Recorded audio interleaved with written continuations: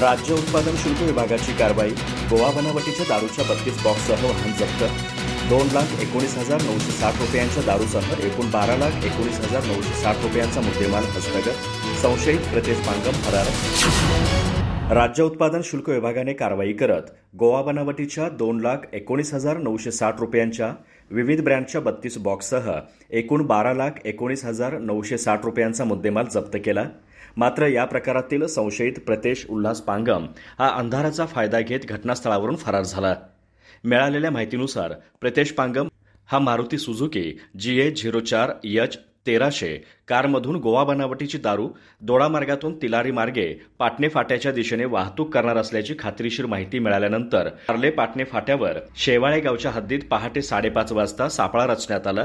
वाहन अडवण्याचा प्रयत्न केला असता प्रतेश पांगम हा अंधाराचा फायदा घेत पसार झाला. महाराष्ट्र दारूबंदी अधिनियम 1949 नुसार प्रतेश पांगमवर गुन्हा नोंद करण्यात आला आहे.